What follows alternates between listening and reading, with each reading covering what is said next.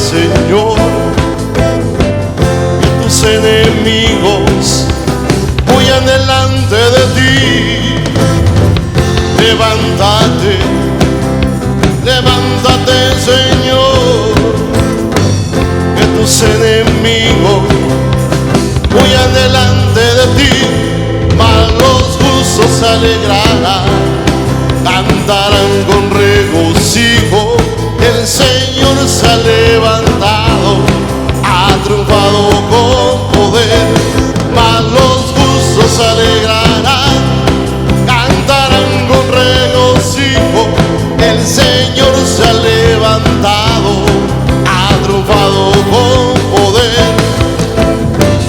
Levántate, levántate, Señor, que tus enemigos huyan delante de ti.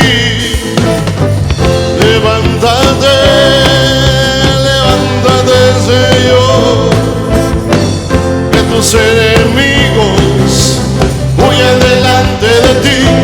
Mas los justos se alegrarán, cantarán con regocijo. El Señor se ha levantado, ha triunfado con poder. Mas los justos se alegrarán, cantarán con regocijo. El Señor se ha levantado, ha triunfado con poder.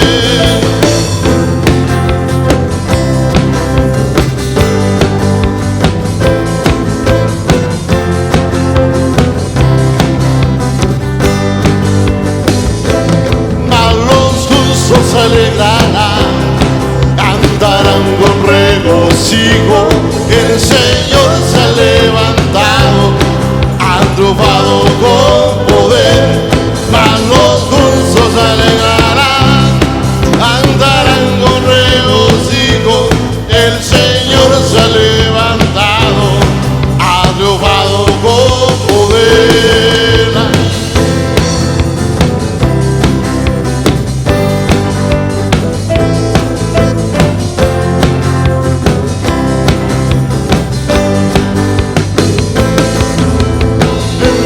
Ven, ven, Señor, ven, ven, ven, ven, Señor, esperándote, esa tu novia. Ven, ven, ven, ven, Señor, ven, ven, ven, ven, Señor, esperándote, esa tu novia. Ya se oye el shofar, en los cielos se oirá a su amada él, esa llamada.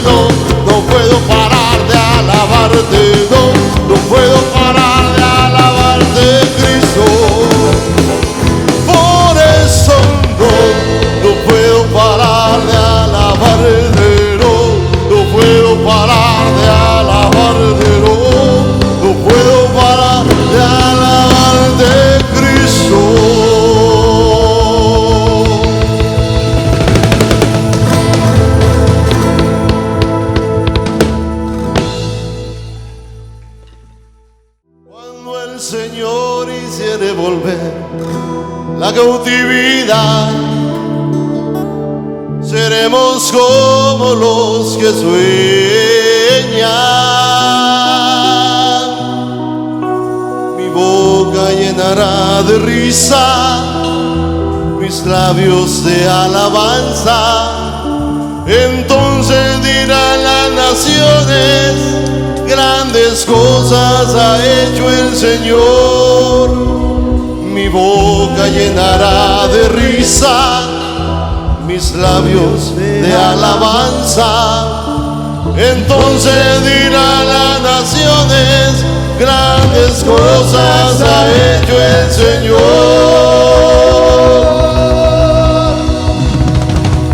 Cuando el Señor hiciere volver la cautividad, seremos como los que sueñan. Cuando el Señor hiciere volver la cautividad, seremos como los que sueñan. Mi boca llenará de risa, mis labios de alabanza. Entonces dirán las naciones, grandes cosas ha hecho el Señor. Mi boca llenará de risa, mis labios de alabanza. Entonces dirán las naciones, grandes cosas ha hecho el Señor. Me gozaré en Jehová, pues se ha llevado todo mi dolor, me ha hecho libre. Me gozaré en Jehová. Gózate, pues ha llevado todo mi dolor, me ha hecho libre. Cuando el Señor hiciere volver la cautividad, seremos como los que sueñan. Cuando el Señor hiciere volver la cautividad, seremos como los que sueñan. Mi boca llenará de risa, mis labios de alabanza. Entonces dirán las naciones, grandes cosas ha hecho el Señor. Mi boca llenará de risa, mis labios de alabanza. Entonces dirán las naciones, grandes cosas ha hecho el Señor. Me gozaré en Jehová. Gózate, se ha llevado todo mi dolor, me ha hecho libre. Me gozaré en Jehová. Se ha llevado todo mi dolor, me ha hecho libre.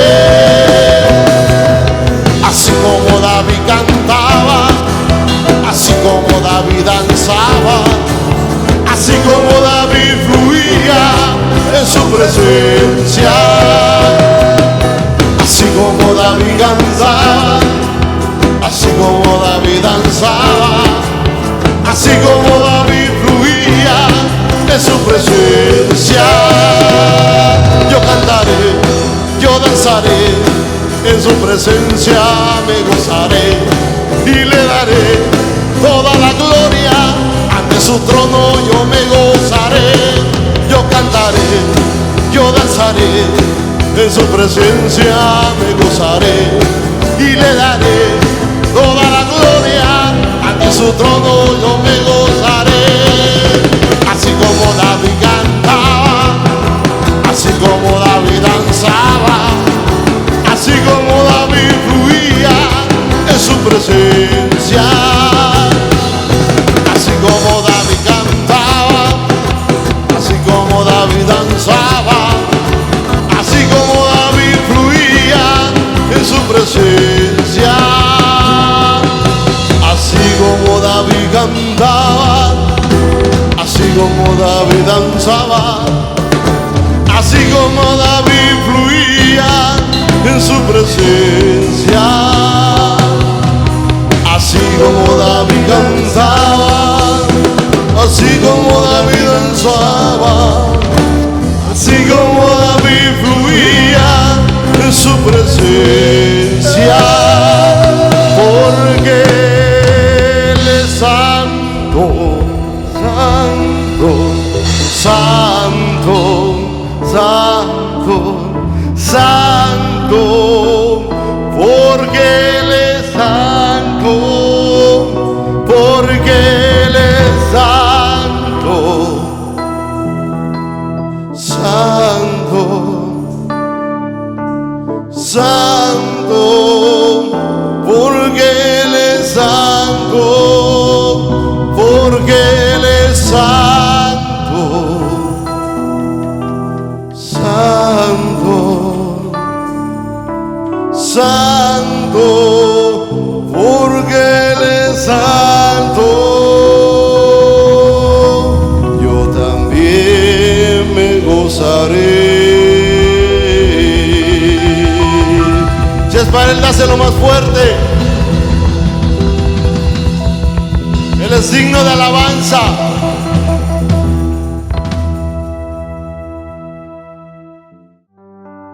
Quiero levantar a ti mis manos, maravilloso Jesús, milagroso Señor. Llena ese lugar con tu presencia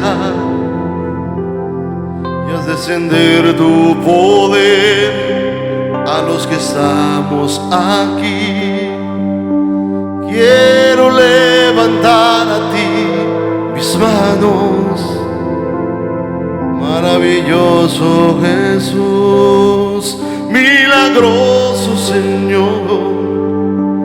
Llena ese lugar con tu presencia y haz descender tu poder a los que estamos aquí. Yo creo en ti, Jesús, y en lo que harás en mí. Creo en ti, yo creo en ti, Jesús, y en lo que harás en mí, en mí, en mí.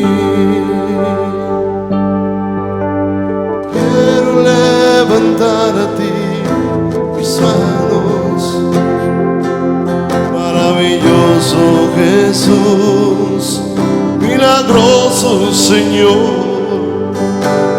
Llena ese lugar con tu presencia y a descender tu poder a los que estamos aquí. Yo creo en ti, Jesús,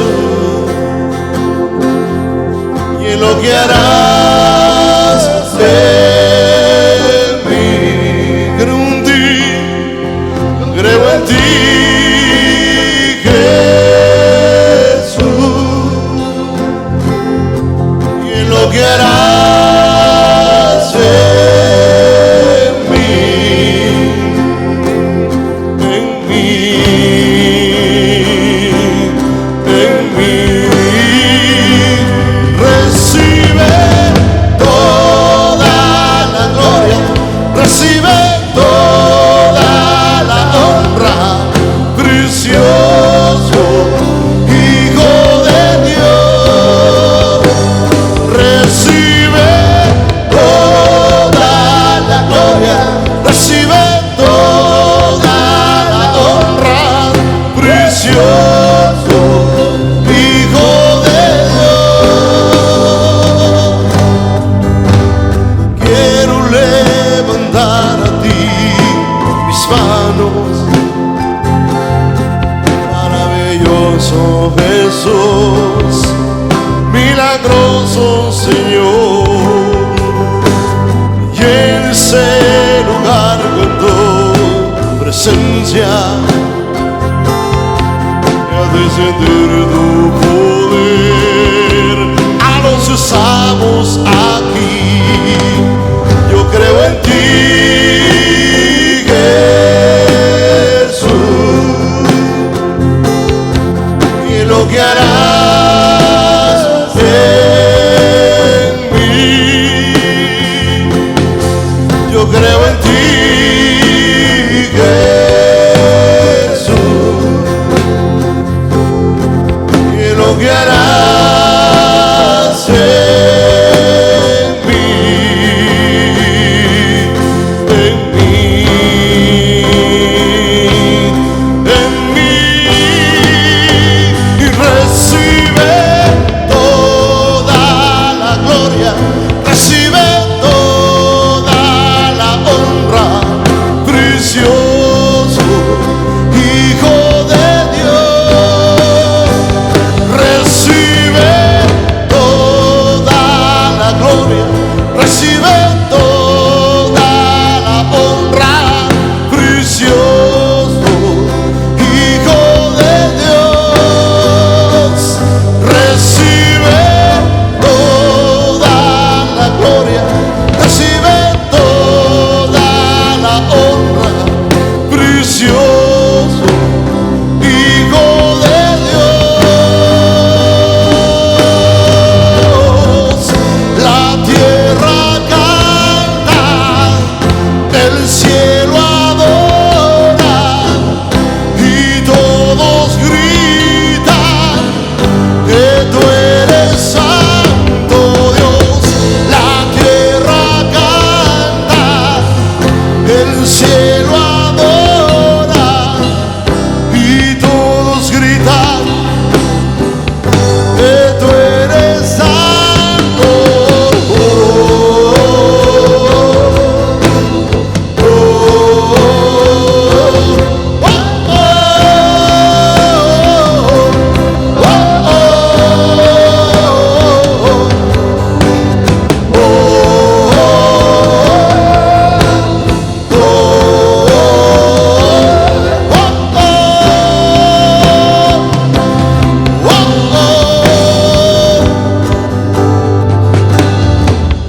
la tierra canta, el cielo adora, y todos gritan que tú eres santo.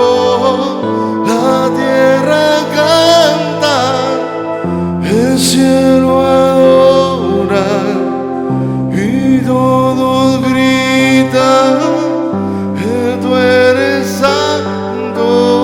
Oh, oh, oh, oh,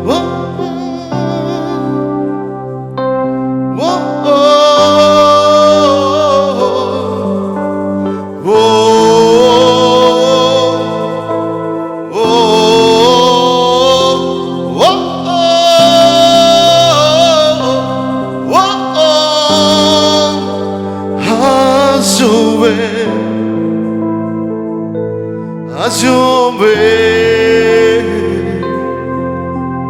abre las puertas del cielo, haz llover, haz llover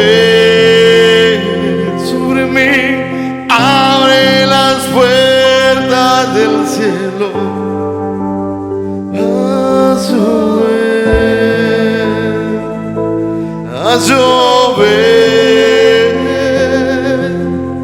abre las puertas del cielo, haz llover tu presencia, haz llover, abre las puertas del cielo, haz llover, abre tu corazón, haz llover, dile Señor, tócame, abre las puertas del cielo, haz llover, haz llover, Señor, abre las puertas del cielo, la tierra canta,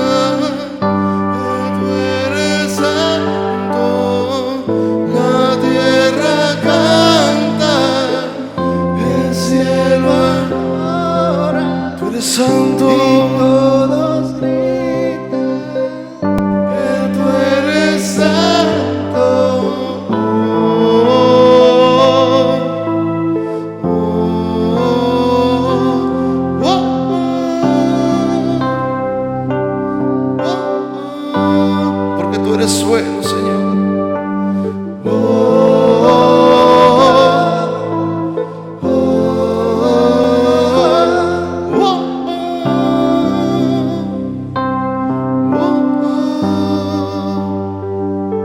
Aplauso con todo tu corazón a Dios. Póngase de pie, por favor. Vamos a poner en manos del Señor este tiempo. Le damos la bienvenida a todos nuevamente. Hermano Tirso, bienvenido. Está usted en su casa y a todos los que nos visitan.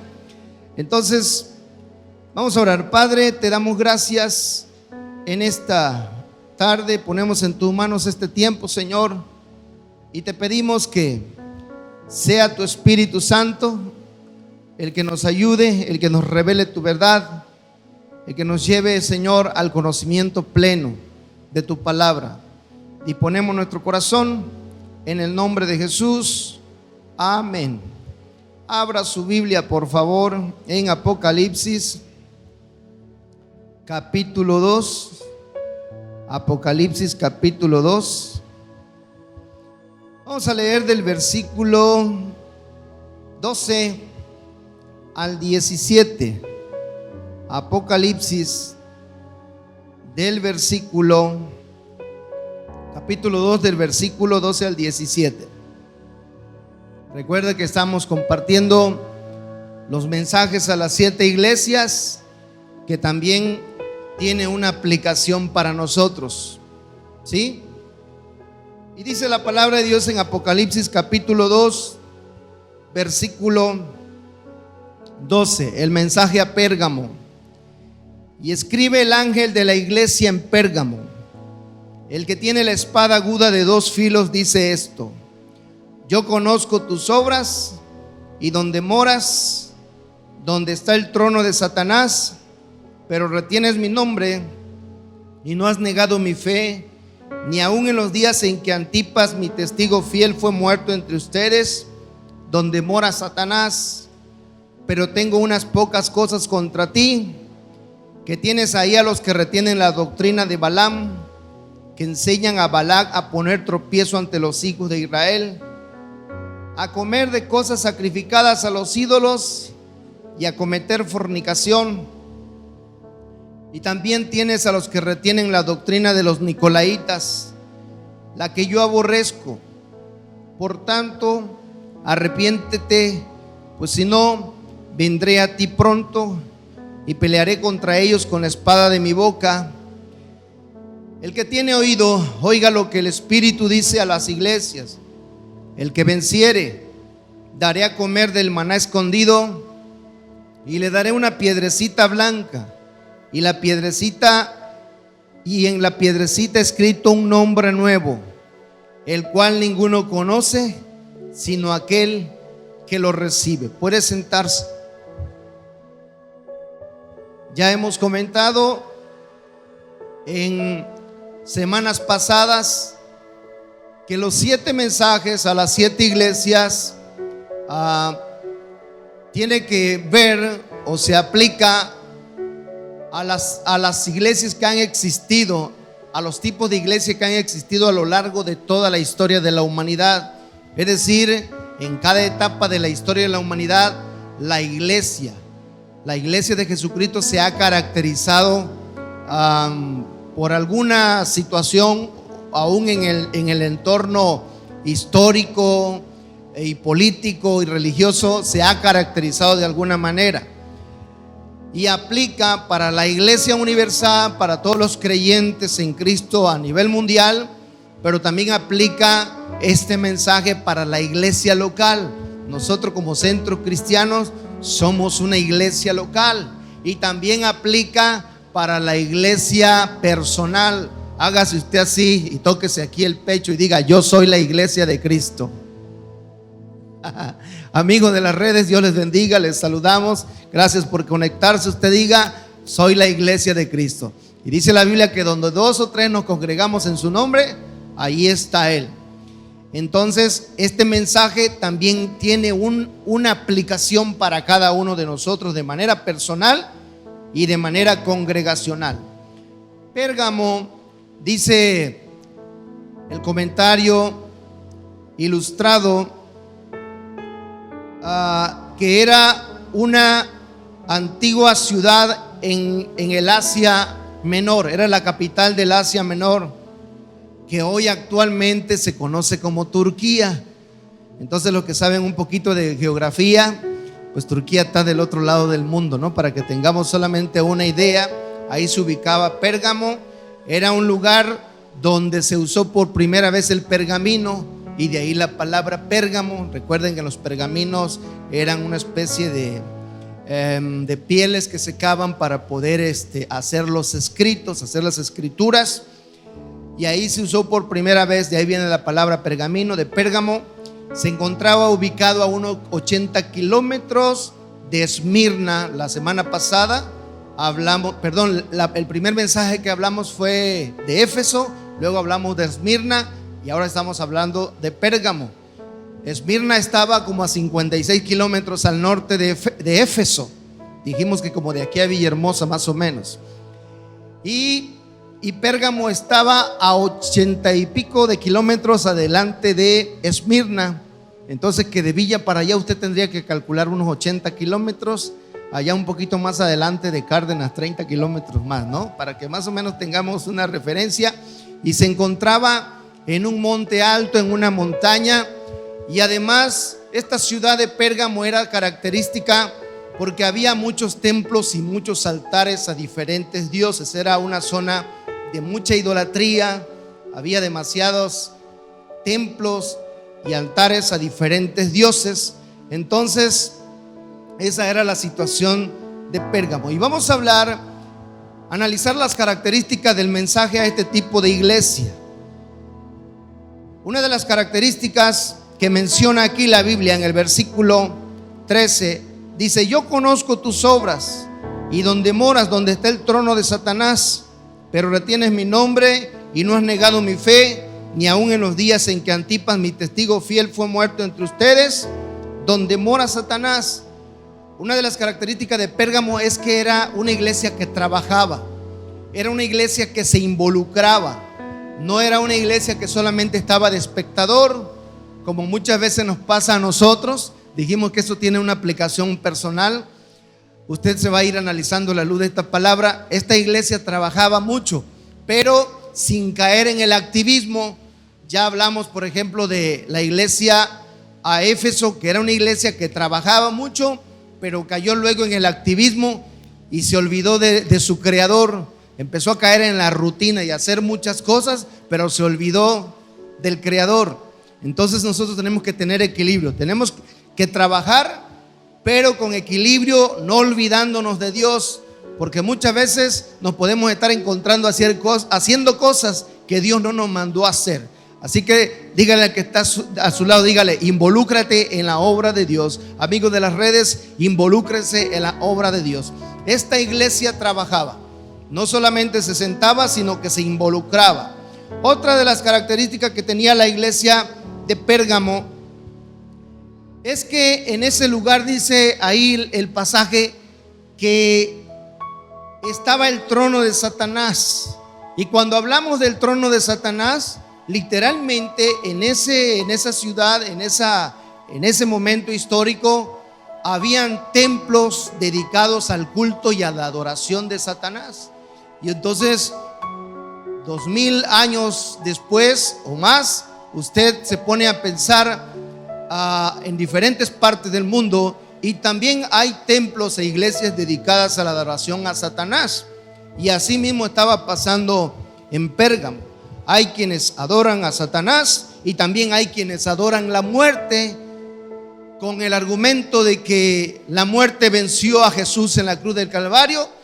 En alianza con Satanás lo vencieron en la cruz del Calvario, y entonces piensan que por eso tuvo dominio sobre el Señor Jesús. Pero la palabra de Dios dice que Jesús con su muerte los venció en la cruz, triunfó públicamente y los exhibió a todos los demonios, a todas las potestades, venciendo sobre ellos en la cruz. Así que no lo venció Satanás en la cruz, sino el Señor Jesús con su muerte venció a todos los demonios. Dale un aplauso al Señor por esa victoria que conquistó en la cruz del Calvario. Y entonces, basado en ese argumento, pues muchos dicen, pues si Satanás venció a Jesús y la muerte venció a Jesús, pues vamos a adorar a vamos a adorar a Satanás y a la muerte, porque tienen más poder que Jesús.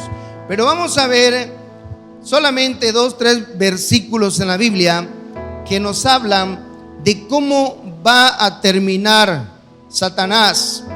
En Mateo capítulo 25, Mateo capítulo 25, versículo 41. Mateo capítulo 25, versículo 41.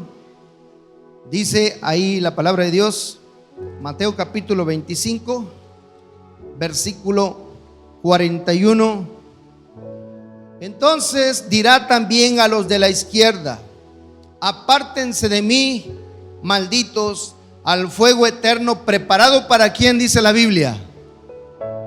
Preparado para el diablo y ¿quién? Y sus demonios y todos sus ángeles, los ángeles caídos junto con Satanás. Está preparado, dice, está preparado el fuego eterno. Y vamos a ver cuándo será ese cumplimiento. Y lo vemos en Apocalipsis capítulo 20, versículo 10.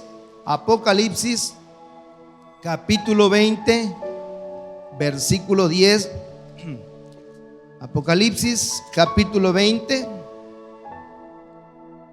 versículo 10, dice ahí la palabra de Dios: y el diablo que los engañaba fue lanzado ¿en dónde?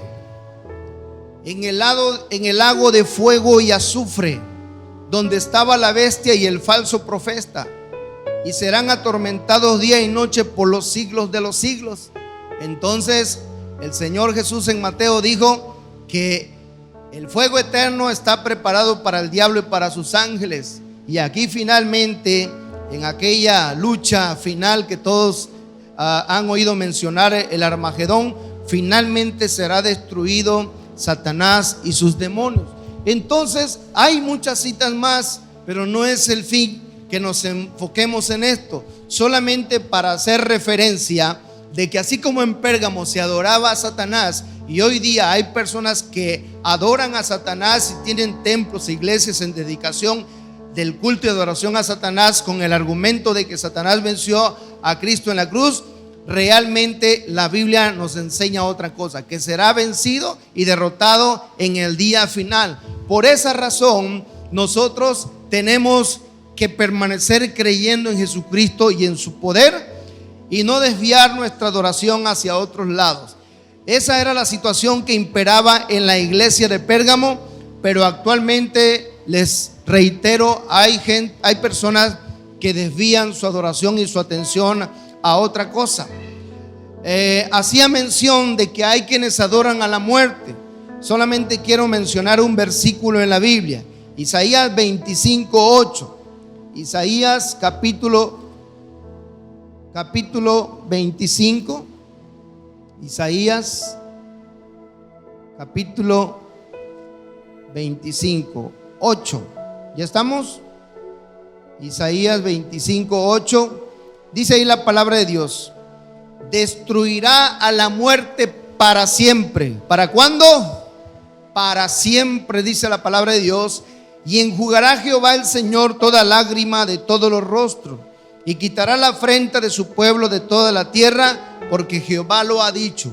Igual existen otras citas, hay más citas en la Biblia donde menciona que la muerte será destruida, pero solamente para que tengamos una referencia. Y llegamos a la conclusión que entonces ni debemos de adorar a Satanás ni debemos de adorar a la muerte, porque el que tiene dominio sobre ellos es Jesucristo, y Él es el que se merece toda la gloria y toda la honra. Y en Pérgamo existía esta situación. Dijimos al principio que era una ciudad de muchos templos, de muchos altares a dioses, entre ellos Satanás. Otra de las características que tenía la iglesia de Pérgamo, vamos a verlo ahí en el capítulo 2 donde estamos de Apocalipsis. Apocalipsis capítulo 2, versículo 13. dice en la parte intermedia de este versículo: pero retienes mi nombre y no has negado mi fe. En este periodo dijimos que estos mensajes se refieren a los tipos de iglesia a lo largo de la historia de la humanidad. Pero todos estos hechos, para los que han estudiado la Biblia y para los estudiosos de la Biblia, saben que el Apocalipsis fue escrito a finales de prácticamente del primer siglo. Y entonces todos estos hechos se empezaron a dar en el siglo II después de Jesucristo. Y la semana pasada hablábamos de que la iglesia sufrió persecución y los martirizaban y los mataban de una manera terrible, los quemaban vivos si no negaban la fe en Jesucristo, les soltaban fieras y se los comían las fieras, así vivos, o una serie de torturas terribles. Y todo eso fue en ese periodo. Y en este tiempo, cuando la Biblia dice aquí que no has negado mi fe y retienes mi nombre, se levantó una doctrina, se formó prácticamente un movimiento que se conoció como el arrianismo. Y este movimiento duró aproximadamente, más de 100 años, cuentan los historiadores de la Biblia. Y esta doctrina, esta corriente religiosa, la postura de Arrios, el fundador de este movimiento, argumentaba y decía que Jesús no era Dios, que el verbo del que hablaba la Biblia no podía ser preexistente igualmente con Dios. Y entonces, en base a ese argumento, él logró ganar muchos adeptos y se formó un movimiento muy importante que se conoció el arrianismo, a tal grado que la iglesia cristiana, la doctrina de Cristo se vio amenazada. Y entonces habían conflictos religiosos y a la misma vez políticos también. Pasaron muchos años y para el año 325 se resolvió este problema en el concilio que se conoce como el concilio de Nicea. Ese concilio fue propuesto o promulgado por el emperador Constantino. Entonces, para esa época estaba el emperador Constantino al frente del Imperio Romano, y él hizo una convocatoria porque vio que había muchos conflictos entre los creyentes y diferentes corrientes, y él hizo una convocatoria. Se le llamó Asamblea Ecuménica, que tenía como propósito que todos se reunieran, los que leían la Biblia, los que tenían las escrituras y los que hablaban de Cristo, que se reunieran para resolver este asunto de que si Jesús era Dios o no era Dios, si el verbo fue hecho carne o no fue hecho carne. Y finalmente, en ese concilio de Nicea, en el año 325 después de Cristo, se resolvió, y fue que se formó un credo para poder determinar, en base a lo que dice la Biblia, que Jesús es Dios y que Jesús es el verbo encarnado. Vamos a ver algunas citas, hay varias, pero solamente vamos a ver unas citas que hablan de la deidad de Cristo. En el Evangelio de Juan, capítulo 1, versículo 1. Evangelio de Juan, capítulo 1, versículo 1. Evangelio de Juan, capítulo 1, versículo 1. Dice ahí la palabra: en el principio era el verbo, y el verbo era con Dios, y el verbo era Dios. Este era el pasaje bíblico sobre el que estaba debatiendo Arrios, de decir que el verbo no preexistía igualmente con Dios Padre. Y entonces vemos en el versículo 14 del mismo capítulo 1 de Juan que el verbo fue hecho carne. En el versículo 14 de Juan 1 dice: y aquel verbo fue hecho carne y habitó entre nosotros, y vimos su gloria como del unigénito del Padre, lleno de gracia y de verdad. Entonces el versículo 14 nos confirma que el verbo fue hecho carne. ¿Y cómo lo entendemos o cómo lo apreciamos eso? De que Jesús nació en carne. Entonces el Verbo fue hecho carne y por lo tanto sí preexistió igualmente que el Padre. Vamos a ver otros pasajes que nos hablan acerca de la deidad de Jesucristo. En Colosenses capítulo 2, versículo 8 y 9. Colosenses capítulo 2, versículo 8 y 9. Colosenses capítulo 2, versículo 8 y 9. Dice ahí el pasaje. Y mire cómo dice el versículo 8, ponga atención. Mire que nadie les engañe por medio de filosofías y huecas sutilezas, según las tradiciones de los hombres, conforme a los rudimentos del mundo y no según Cristo. Versículo 9, porque en él habita corporalmente, ¿qué dice? ¿Alguna parte? ¿El 20%? ¿El 5%? Dice, en él habita corporalmente toda la plenitud de la deidad. Y existen otros versículos, hay muchos más versículos que confirman la preexistencia de Cristo, la deidad de Cristo. Y ese era uno de los problemas que se dio en la iglesia de Éfeso. En ese momento histórico, la iglesia estaba amenazada por ese movimiento. Hoy usted, en pleno siglo XXI, volteamos a ver a nuestro alrededor y nos damos cuenta que también hay muchos movimientos y muchas doctrinas y muchas filosofías religiosas. Y por eso hay tantas denominaciones. Y de repente algunos decimos, bueno, pastor, entonces ¿cuál es la verdadera? ¿Será que estamos en la verdadera o estamos en la equivocada? Y entramos en ese conflicto, ¿no? En realidad, usted se va a dar cuenta si está en el verdadero cuando realmente lea la Biblia y le pida la revelación al Espíritu Santo. Porque el Espíritu Santo, dijo el Señor Jesús, que nos iba a revelar todas las cosas y nos iba a llevar a la verdad. Pero quiero leer un versículo que no lo tenía yo ahí a la mano, pero que ahorita se me vino a memoria para poder reforzar esto. En la primera carta de Juan, capítulo 5, versículo 19 en adelante. Primera carta de Juan, capítulo 5, versículo 19 en adelante. ¿Ya estamos? Es necesario que lo lea, por favor, ahí en la Biblia. Dice, primera carta de Juan, capítulo 5, versículo 19. Sabemos que somos de Dios y el mundo entero está bajo el maligno. Y vea lo que dice el 20. Pero sabemos que el Hijo de Dios ha venido y nos ha dado entendimiento para conocer al que es verdadero. Y mire lo que dice la Biblia. Y estamos ¿en quién? En el verdadero. ¿En quién? En su Hijo Jesucristo. Y dice ahí, este es el verdadero Dios y la vida eterna. Dale un aplauso al Señor Jesucristo. En Él está la vida eterna. Damos gloria a su nombre.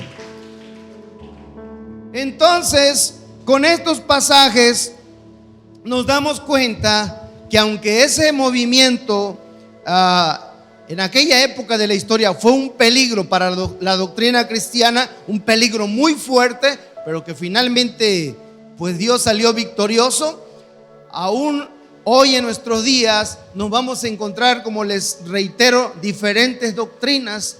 Y cuando realmente usted lea la Biblia y le pida la revelación al Espíritu Santo, vamos a poder discernir. No se trata hoy de decir cuál es la denominación correcta, sino más bien de la interpretación correcta que usted le esté dando a la palabra de Dios. Porque si no tenemos al Espíritu Santo, esta misma palabra, dijo un predicador, esta misma palabra te puede perder y te puede matar.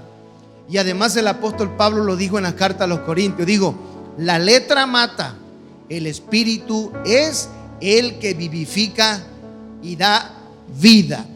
Eso eran algunas de las características de la iglesia de Pérgamo. Vamos a ver otras características que tenía la iglesia de Pérgamo. versículo 14 del capítulo 2 de Apocalipsis, dice: pero tengo unas pocas cosas contra ti, que tienes ahí a los que retienen la doctrina de Balaam, que enseñan a Balac a poner tropiezo ante los hijos de Dios, a comer de cosas sacrificadas a los ídolos y a cometer fornicación. Hablar de lo sacrificado a los ídolos, pues yo creo que ya nos queda claro, ¿no? Aunque en nuestra época moderna pues no hay tantos sacrificios a los ídolos como se hacían anteriormente en esta época. Eran sacrificios que se hacían para honrar a diferentes dioses y hacían pues toda su degenere ahí, ¿no? Y hablar de la fornicación tiene que ver más que nada de nuestra fidelidad a Dios. No necesariamente habla de la fornicación sexual. Eso lo vamos a ver en los otros versículos que habla ahí adelantito. Quiero enfocarme en el versículo 14 de esta característica de la iglesia de Pérgamo. Dice que imperaba la doctrina de Balaam. Los que han leído la historia de Balaam, Balaam era un profeta de Dios, pero luego por amor al dinero se corrompió y se perdió, y ya luego se volvió una especie de mercenario. ¿Por qué? Porque quería profetizar y decía cosas, pero que le pagaran o que obtuviera algún beneficio o conseguir algún interés personal. ¿Y de qué manera lo aplicamos a nuestra vida, hermanos? Aquí la Biblia nos está advirtiendo para nosotros, la iglesia local y la iglesia personal, que guardemos nuestros corazones de la avaricia, que guardemos nuestro corazón de la codicia, que tengamos cuidado con el amor al dinero, lo que hablábamos hace rato, porque muchas veces nos podemos perder. Y quiero leer algunos versículos que nos hablan acerca de eso. Allá en Hebreos capítulo 13, Hebreos capítulo 13, versículo 5.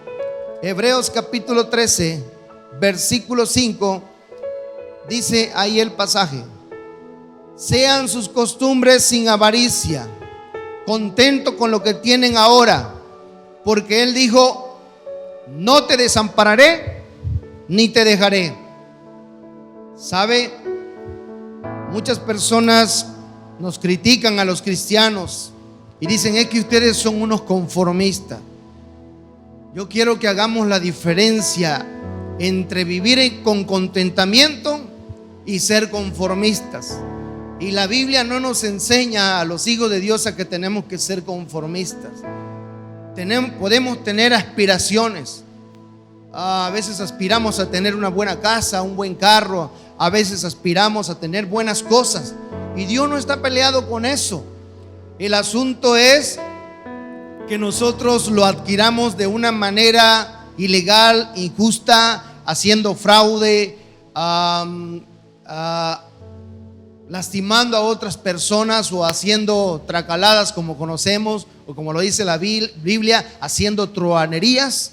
Dios no tiene problemas en que nosotros aspiremos a tener cosas buenas, pero el asunto es de qué manera lo queremos conseguir. Porque hay personas que para conseguir lo que quieren roban, matan, mienten, falsifican documentos, cometen injusticia, levantan calumnias y una serie de cosas. Y eso es lo que no aprueba la Biblia. Entonces, una cosa es vivir en contentamiento y otra cosa es ser conformista. Y la Biblia no nos enseña que seamos conformistas. Debemos aspirar cosas buenas y está bien. Ahora, pero tenemos que aprender a vivir en contentamiento. ¿Qué significa vivir en contentamiento? Que usted disfrute lo que tiene hoy. Porque hay gente que no disfruta lo que tiene. No disfruta la bicicleta que tiene porque está pensando en la Kawasaki que no tiene. Que es una Kawasaki, no me vaya a malentender, no es una Kawama. La Kawasaki es una marca de moto, No disfruta su moto porque está pensando en el carro que quiere. No disfruta en el bochito que tiene porque está pensando en quién sabe en qué otro vehículo tiene, ¿no? No disfruta su casita que tiene porque está pensando en la mansión que no tiene. No disfruta en el catre que tiene porque está pensando en la king size que no tiene. Y voy a decir algo fuerte: y no disfruta a la mujer que tiene porque está pensando en la vecina que no tiene o en la secretaria que no tiene. Ay, pastor, eso está terrible. Y para las mujeres también. Ya no dijeron nada, ¿verdad? Porque eso también entra la codicia, entra la avaricia. Aunque aquí dice que el dinero, pero también aplican otras cosas. Y la iglesia de Pérgamo había permitido que se infiltrara la doctrina de Balaam. Y la doctrina de Balaam se caracteriza por la codicia, principalmente en el dinero. Muchas veces los que ejercemos un ministerio, los que servimos a Dios, los que tienen un don del Espíritu Santo, profecía, discernimiento, don de sanidades, don de milagros, el que ejerce un ministerio de maestro, de pastor, de evangelista, de apóstol, de profeta, muchas veces podemos incurrir en ese error de querer usar nuestros dones y nuestros talentos para conseguir nuestros antojos personales. Y puede pasar. Y por eso se critica mucho a los pastores, ¿no? Dicen, no, pues los pastores viven bien y no hacen nada y se rascan la panza y les va muy bien. Y luego muchos dicen, pues yo quiero ser pastor. El asunto es que esto no es de que quién quiere. Porque la Biblia dice que el pastorado es una profesión. Dale un aplauso al Señor. Aunque muchos no lo vean, es una profesión. Y se requiere un llamado y se requiere además vocación. Porque si usted no tiene la vocación, va a ser como el que estudia medicina y al final dice, pues no tengo vocación para esto, en realidad no me gusta. Lo mismo puede pasar con el ministerio. Y no podemos caer en el error de querer usar nuestros dones, el ministerio, el servicio, para manipular a la gente y obtener ganancias materiales o asuntos personales. Tenemos que cuidarnos de eso. Tenemos que cuidar bien cuál es la motivación por la cual buscamos a Dios, cuál es la motivación por la cual servimos a Dios. Pregúntele al que está a su lado, ¿qué te motiva a estar aquí? Pregúntele, por favor, amigo de las redes, ¿qué te motiva a buscar a Dios, seguir a Cristo? No, pues es que si no vengo, mi papá no me da domingo, dicen los chamacos, ¿verdad? No me compra el celular. Bueno, esa no debiera de ser la motivación. Dice el esposo, pues es que vengo, pastor, porque mi esposa me dice que yo vaya, pero yo no quiero. O viceversa.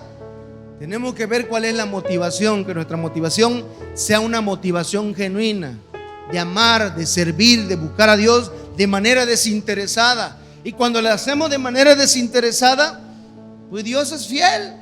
En una ocasión el Señor le dijo a los apóstoles, sí, bienaventurados aquellos que dejen padre, madre, hijos, esposas, casas, tierra por causa de mi nombre y del evangelio. Y respondió rapidito Pedro, Señor, nosotros lo dejamos todo. ¿Y sabe qué era lo que estaba diciendo Pedro? Señor, ¿y cuál va a ser mi ganancia? Porque yo renuncié a todo. Y no se dejó esperar el Señor. Y le digo, Pedro, te digo que, parafraseado, porque no me acuerdo muy bien, ¿verdad? Parafraseado, le digo que en esta tierra van a recibir la recompensa 100 veces más de lo que ustedes han renunciado. Dale un aplauso al Señor, ¿verdad? Porque es un principio espiritual que se cumple. Pero nuevamente, no caigamos en la codicia. Cuando trabajaba yo en el taxi, sí, porque honradamente y orgullosamente fui taxista 13 años aquí en Teapa. Había un compañero, omito su nombre, lo bendigo nada más, y él me decía, Freddy, fíjate que yo doy mis diezmos, decía él, me decía ese amigo, compañero taxista, pero yo sabía que no se congregaba en ningún lugar. Le digo, oye, ¿y entonces por qué no te congregas? La Biblia dice que no dejes de congregarte, como muchos tienen por costumbre, y tienes que tener un guía, alguien que te exhorte si estás mal y que te anime si estás desanimado. No, dice, porque a mí nada más lo que me interesa es dar mi diezmo. Y le digo, ¿y por qué te interesa dar el diezmo? Porque Dios dice en Malaquía que Él me va a devolver mucho, va a prender al devorador por mí y me va a dar más. Por lo menos ese principio lo tenía bien claro, ¿verdad? Y a veces nosotros no lo tenemos bien claro, pero lo hacía por codicia quizás, o qué sé yo. Bueno, vamos terminando y vamos aterrizando. Otra de las características que tenía la iglesia de Pérgamo en Apocalipsis capítulo 2, recapitulando, dijimos que era una iglesia que trabajaba mucho, que se involucraba sin caer en el activismo. Dijimos que era una iglesia que retenían el nombre del Señor, retenían la doctrina de Cristo a pesar de las otras doctrinas que estaban amenazando, a pesar de las otras filosofías religiosas. Dijimos que era una iglesia que tenían la doctrina de Balaam, porque permitieron que se infiltrara la codicia, la avaricia, y eso corrompe las almas. Como dice la palabra de Dios, quiero leer esa porción bíblica que no la leí. En Primera de Timoteo, capítulo 6, versículos 5 al 10. Primera carta de Timoteo, capítulo 6, versículo, ¿qué le dije? Versículo ¿qué? 5 al 10, desde el 6, 1 Timoteo 6, 6. Dice ahí el pasaje: pero gran ganancia es la piedad acompañada de contentamiento. Otra vez hablando la Biblia de contentamiento. Amigos y hermanos de las redes, vamos a disfrutar lo que tenemos. ¿Saben cuál fue el primer vehículo que nos regaló a nosotros el Señor? ¿Quieren saber? Algunos sí saben, otros no. Pero mis amigos de las redes, muchos no, y muchos hermanos. El primer vehículo que nos regaló el Señor fue una bicicletita, una chopper de esas chiquititas. Hace muchos años. Bueno, mi niño mayor, que hoy tiene 24 años, para ese entonces tenía quizás como 2 años, 3 años tenía Rubén quizás. Y ese fue el primer vehículo que nos dio el Señor, una bicicleta. Y la congregación estaba en el auditorio del centro y nosotros vivimos en el bosque de la sierra. 2 kilómetros hacía yo pierna. Y le mandé a adaptar una banquita porque eran 2 pequeños que teníamos. Y entonces a mi esposa se subía atrás en los diablitos, venía aplastando al diablo literalmente. Y aquí me subía yo a Rubén, al mayor. A Rubén en la banquita porque ya se podría agarrar. Y aquí en el cuello se subía Jolito, que ahorita es un hombrón, ¿verdad? Y mi esposa lo agarraba. Y a echarle pierna, ¿verdad? Pero cómo disfrutamos ese vehículo, en serio. Y le dimos gracias a Dios. Y de ahí el Señor nos fue regalando otros vehículos que ya no les cuento, ¿verdad? Porque esa no es el punto. Pero el asunto es que aprendamos a disfrutar todo lo que Dios nos ha dado. Sigo leyendo, 1 Timoteo 6, 6. Pero gran ganancia es la piedad acompañada del contentamiento, porque nada hemos traído a este mundo y sin duda nada podremos sacar. Miren lo que dice la Biblia. Así que teniendo sustento y abrigo, estemos contentos con esto. Porque los que quieren enriquecerse caen en tentación y lazo, y en muchas codicias necias y dañosas, que hunden a los hombres en destrucción y perdición. Versículo 10, subráyelo ahí por favor, póngale separador. Porque raíz de todos los males es el amor al dinero, el cual codiciando algunos se extraviaron de la fe y fueron traspasados de muchos dolores. Le dije que no le iba yo a contar de los otros vehículos, pero ¿sabe por qué sí quiero contárselo? Ay, pastor, póngase de acuerdo, pero ¿sí o no? Porque Dios me dio una enseñanza con uno de los vehículos que luego nos permitió tener. Nos dio varios vehículos, lo digo como testimonio. Pero luego el Señor permitió que tuviéramos una camioneta 4x4 doble tracción hace muchos años. Y yo me acuerdo que un hermano de aquí de la iglesia, no voy a decir nombre, no se asuste, no voy a señalar a nadie. Además ya no está aquí, no se preocupe, ¿verdad? Dice, pastor, esa camioneta hay que venderla, pastor. Y yo le dije, ¿por qué, hermano? Porque esa camioneta está muy peligrosa, pastor. Van a pensar que usted es un traficante y le van a salir matando. Esa fue la profecía que me dio el hermano. Lo bueno que, gracias a Dios, ¿verdad? Confiamos en el Señor. Y yo le dije, hermano, si el Señor nos da la provisión para sostener ese vehículo, la vamos a tener. Y el día que no tengamos para la gasolina o para las llantas, cada llanta valía 5,000 pesos, pues entonces la venderemos, le dije al hermano. Y yo me acuerdo que hasta me sentía yo mal subirme a la camioneta, no me quería yo subir porque tenía yo ese problema de que no me dejaba querer y amar por Dios y bendecir. Yo pensaba que era mucho para mí. Tenía yo ese problema hace muchos años. Esa camioneta la tuvimos casi como 13 años y ya hace 2 años la logramos vender, ¿verdad? Hasta que un día entendí y dije: Señor, gracias, porque pues tú de una u otra manera me estás queriendo, como dicen algunos, me estás queriendo consentir, ¿no? Yo dije: pues voy a disfrutar eso que nos está dando. Y entonces aprendí a dejarme consentir por Dios y a dejarme querer por Dios, porque muchas veces nos puede pasar a nosotros que tenemos ese problema. Y solamente lo digo como testimonio porque Dios me enseñó con ese vehículo que yo tenía un problema de baja autoestima. Y ahí Dios me enseñó y dijo: ¿sabes qué? Déjate querer, esto es para ustedes y disfrútenlo, ¿verdad? Obvio, no era nada más para que anduviéramos ofreciendo, ¿verdad? Porque esa camioneta nos ayudó para ir a eventos, campañas, transportar material, bueno, le metimos de todo, ¿verdad? Para la gloria de Dios. Dale un aplauso al Señor porque Él es bueno, Él es maravilloso. Y ya vamos terminando, no se preocupe. ¿Cuál era la última característica de la iglesia de Pérgamo? En Apocalipsis capítulo 2, versículo 15. Faltan 2 más. Y tienes a los que retienen la doctrina de los nicolaítas, las que yo aborrezco. En esa doctrina también la tenía el problema la iglesia de Éfeso, acuérdense. Y ya les compartí acerca de eso. ¿Cuál era la doctrina de los nicolaítas? La doctrina de los nicolaítas igual fue otro movimiento, fue otra doctrina, pero ellos practicaban la inmoralidad sexual y practicaban la idolatría. Entonces, lo tocante a la inmoralidad sexual, vamos a cambiarle el nombre, no porque queramos verlo de esta manera, sino para que lo podamos entender de otra manera. Hablar de inmoralidad sexual es hablar de corrupción sexual. ¿Y cómo sabemos si estamos en corrupción sexual o no? Ya dijimos que la moral es un conjunto de reglas, de normas, de principios, de estatutos que rigen y juzgan el comportamiento de una persona o de los habitantes de una zona o comunidad o ciudad.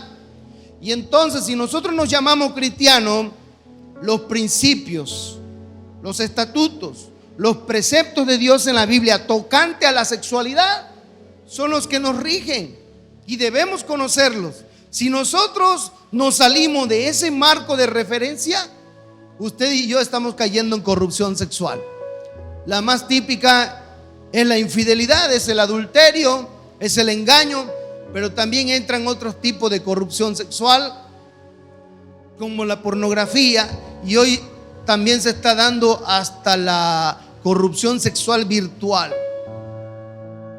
Una vez una hermana, una mujer me dijo, no digo nombre para que no me vaya, usted dice: ay, pastor, ya no se le puede decir nada a usted porque todo lo ventila. No estoy diciendo nombre. Si yo dijera nombre es muy diferente. Y una hermana llorando me dijo: pastor, es que mi esposo prefiere estar viendo mujeres desnudas en la computadora y a mí ni me pela. Yo dije: wow, ese hombre merece, como decía el pastor Riverol, ese hombre merece que lo estrangule, decía el pastor Riverol, ¿verdad? Hablamos de forma general. Yo no sé cuál sea la situación de su caso. Seamos casados, seamos solteros, seamos viudos, lo que sea, todos estamos expuestos a la corrupción sexual. Pastor, ¿y cómo me doy cuenta si estoy en corrupción sexual? Conozca usted los principios, los preceptos que rigen nuestra sexualidad. Y si no sabe usted, pues acérquese con un líder, con una hermana de experiencia, pregúntele para que usted pueda analizarse. Pero como hijo de Dios, tengamos cuidado en cuidar nuestra sexualidad, porque ese es un problema del cual se infiltra en la iglesia y no respeta rango, ni posición, ni liderazgo. Todos estamos expuestos, aún los pastores, los líderes, los profetas, los evangelistas, los apóstoles, todos estamos expuestos. Por eso tengamos mucho cuidado con esa parte y no juguemos con esa área, porque en Pérgamo le pasó y no debemos permitir que nos pase a nosotros. Y termino con esto, pero ya va a acabar, pastor. Ahora sí acabo, en el nombre de Jesús. ¿Cuál era la última característica que tenía la iglesia de Pérgamo?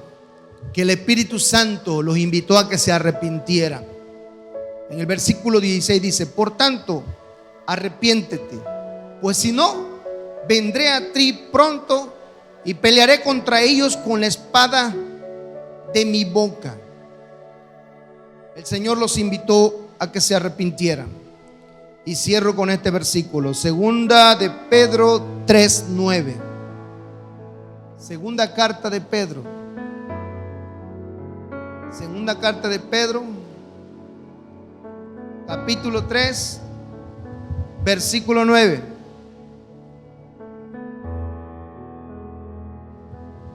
Dice ahí el pasaje: el Señor no retarda su promesa, según algunos la tienen por tardanza, sino que es paciente para con nosotros, no queriendo que ninguno se muera, perezca. Y vea lo que dice la parte final de este versículo: sino que todos procedan ¿a qué? Dígale al que está a su lado: arrepiéntete. Amigos y hermanos de las redes, vamos a experimentar el arrepentimiento. Pero no se lo diga así como que arrepiéntete, hijo del diablo. No. Con amor, con misericordia. Vamos a experimentar un arrepentimiento. ¿Qué es un arrepentimiento? Arrepentimiento es dar un giro de 180 grados, no de 360. Si yo voy en esta dirección, entonces tengo que dar un giro de 180 grados. Tiene que haber un cambio en mi vida. No puedo decir que estoy arrepentido y sigo en lo mismo. Había un marido que tomaba todo el fin de semana y le pegaba a la esposa. Y luego el lunes: mi amor, perdóname, te golpeé, perdóname. Y la señora ya le había agarrado la sombra: sí, mi amor, te perdono, yo te quiero. Y cada fin de semana le golpeaba. Y él decía que se arrepentía. Entonces no se estaba arrepintiendo este hombre. Se acostumbró tanto a la señora que le decía ya el viernes: y hoy me toca que me golpees, ¿no? Se acostumbró, imagínense, a que la golpeara. Arrepentimiento es un cambio de mentalidad. Diga conmigo: cambio de mentalidad, seguido de actos que comprueban ese cambio de mentalidad. No puedo decir que cambié de mentalidad si sigo en lo mismo. Entonces no estoy arrepentido.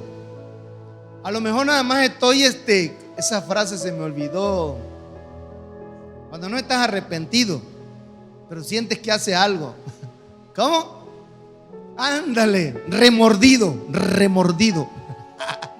Algunos no están arrepentidos. Algunos nada más se les remuerde la conciencia, pero no experimentamos un verdadero arrepentimiento.